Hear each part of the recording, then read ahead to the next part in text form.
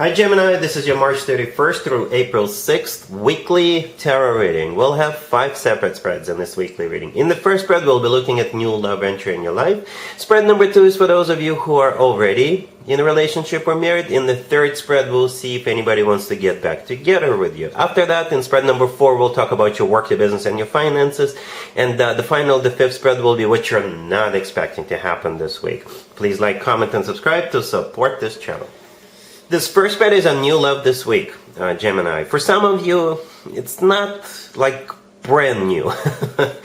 So we got the Knight of Pentacles clarified by the Page of Pentacles. We have Strength clarified by the Ace of Pentacles. We have the Hierophant.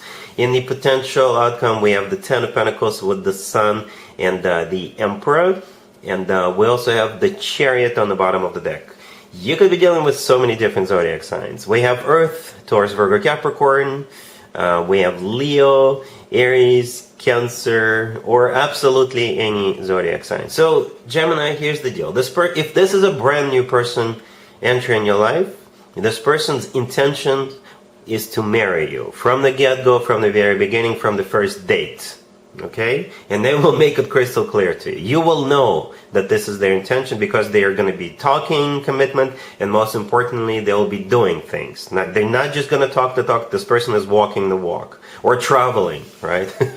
If this has been a long distance thing for some of you, or perhaps you've met this person online but you haven't seen them yet, they could be traveling to see you this week, right? Hence the Chariot on the bottom of the deck, all the way to your right. So the Chariot could be a Cancer you're dealing with, but the Chariot is a card of victory, success, triumph. It's a major arcana card. It's a card of moving forward and not looking back. And it's also a card of literally going somewhere or moving, it could be somehow associated with transportation.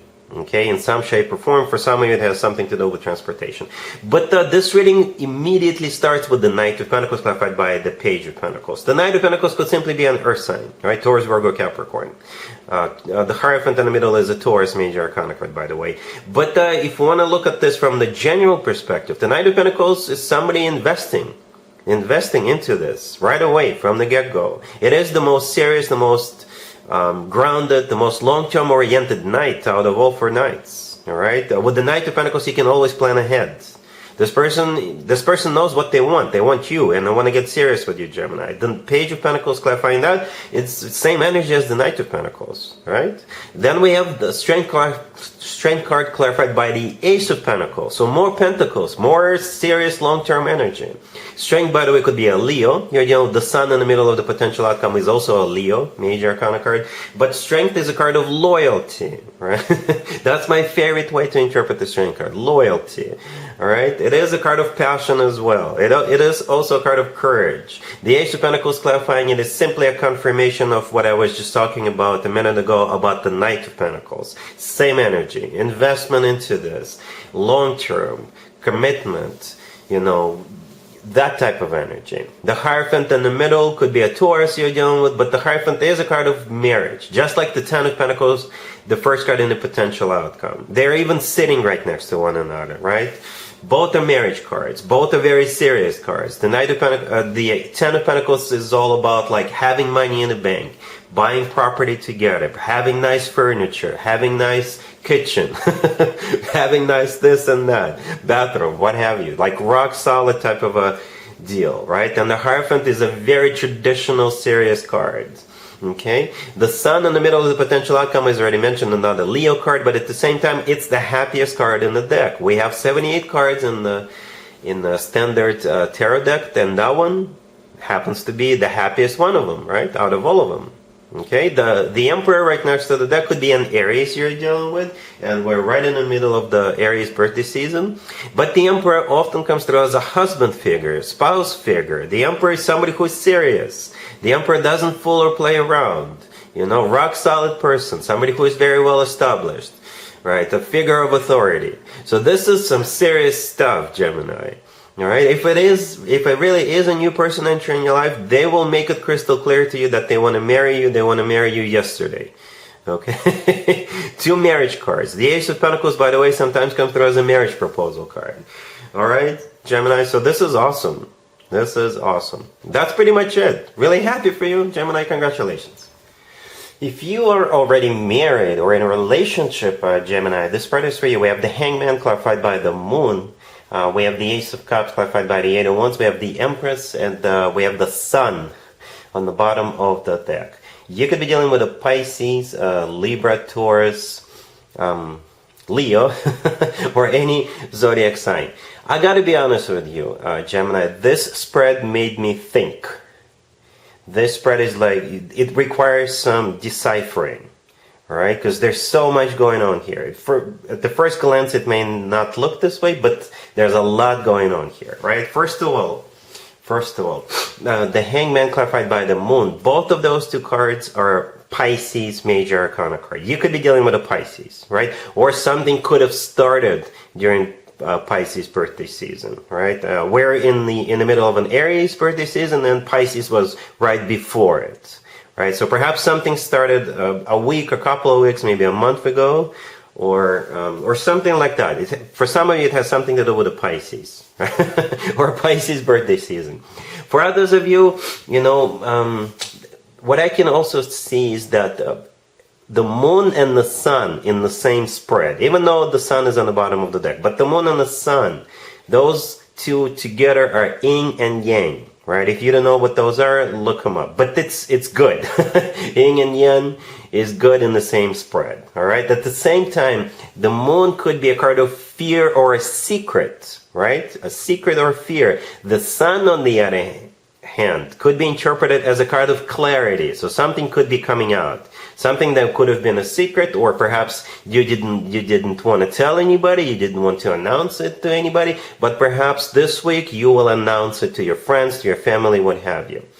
I also see the Empress, right next to the deck, and the Empress could be a mother figure, an existing mother figure, or a future mother figure, or an existing mother figure, and who is getting ready to become a mom again, right? And we have a child in the Sun card riding that horse, right? So we got a mother figure and a child, all right?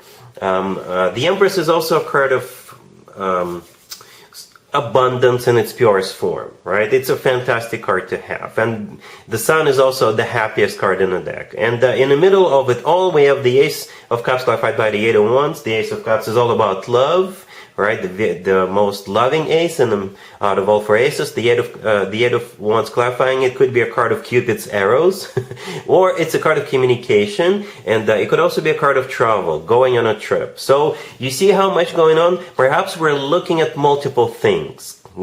Perhaps this spread is talking about different situations, different things, different trips, not just one situation or one trip or one what have you. All right, but this is an amazing, awesome spread. Don't get me wrong. Whatever you have going on, no matter how you look at this, it's beautiful, right? With the Ace of Cups being here, the Empress, the Sun, these are all awesome, amazing cards. Let me know in the comments down below what's going on here. If it's not too private, not too personal. All right, cool.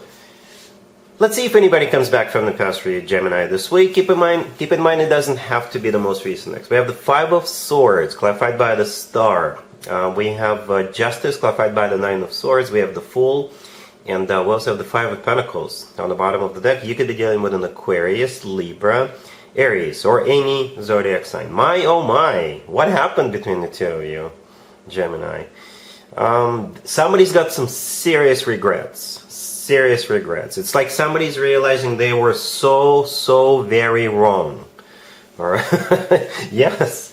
Yeah, you'll be hearing from this person this week. The Fool right next to the deck is one of Aries major arcana cards, and we're right in the middle of an Aries birthday season. Right. You could be dealing with an Aries.